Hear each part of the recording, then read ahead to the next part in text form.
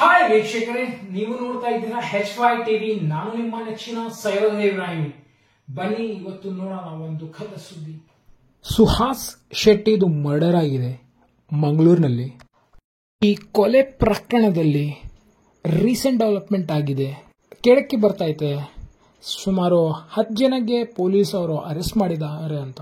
ಅದರಲ್ಲಿ 5 ಮಂದಿ ಮುಸಲ್ಮಾನರು, 2 ಮಂದಿ ಹಿಂದೂ. ಕೊಲೆ ಒಂಥರ ರಿವೆಂಜ್ ಅಂತಾನು ಕೇಳಕ್ಕೆ ಬರ್ತೈತೆ. ಇನ್ನೊಂದ್ ಕಡೆ ಒಂದು ಗ್ಯಾಂಗ್ ವಾರ್ ಅಂತಾನೂ ಕೇಳಕ್ಕೆ ಬರ್ತೈತೆ. ಈ ಕೊಲೆ ಪ್ರಕರಣದಲ್ಲಿ ಜೀವ ಹೋಗಿರೋದು ರೌಡಿ ಶೆಟ್ಟರ್ ಸುಹಾಸ್ ಶೆಟ್ಟಿ ಅವ್ರ ಮನೆ ನೋಡ್ದಲ್ಲ ನೀವು, ಅವ್ರ ಪರಿಸ್ಥಿತಿ, ಅಪ್ಪ ಅಮ್ಮನ ಪರಿಸ್ಥಿತಿ ಹೆಂಗೈತೆ ಅಂತ.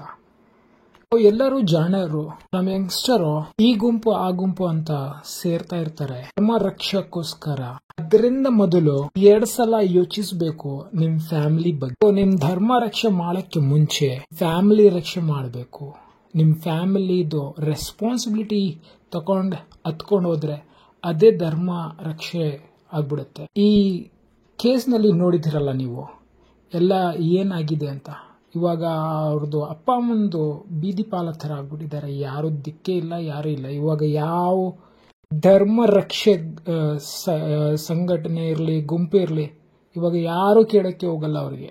ಮನೆ ಪರಿಸ್ಥಿತಿ ನೋಡಿ ಯಾವ ಥರ ಐತೆ ಅಂತ. ಅವ್ರ ಅಪ್ಪ ಅಮ್ಮಂದು ಕಂಡೀಷನ್ ನೋಡಿ, ಹೆಲ್ತ್ ಕಂಡೀಷನ್, ಅದು ನೋಡಿದ್ರೇನು ಅಯ್ಯೋ ಪಾಪ ಅನ್ಸುತ್ತೆ. ಇವಾಗ ಆಗಿರೋದು ಆಗಿದೆ.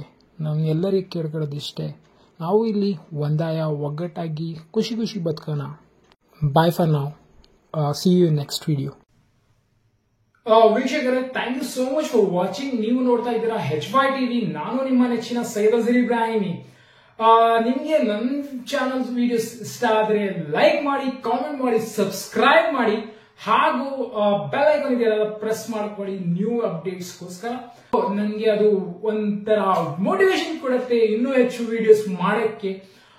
ಆಲ್ವೇಸ್ ಮನವಿ ಮಾಡೋದು ಏನಂದ್ರೆ ನಿಮ್ಮೆಲ್ಲರಿಗೆ, ನಾವು ಇಲ್ಲಿ ಒಗ್ಗಟ್ಟಾಗಿ ಖುಷಿ ಖುಷಿ ಬದುಕೋಣ, ಹಾಗೂ ನಮ್ಮ ಕರ್ನಾಟಕ, ನಮ್ಮ ಇಂಡಿಯಾಕ್ಕೋಸ್ಕರ ವರ್ಕ್ ಮಾಡೋಣ, ಡೆವಲಪ್ಮೆಂಟ್ ತರನ. ಜೈ ಹಿಂದ್, ಜೈ ಕರ್ನಾಟಕ, ಜೈ ಚನ್ನಪಟ್ಟಣ.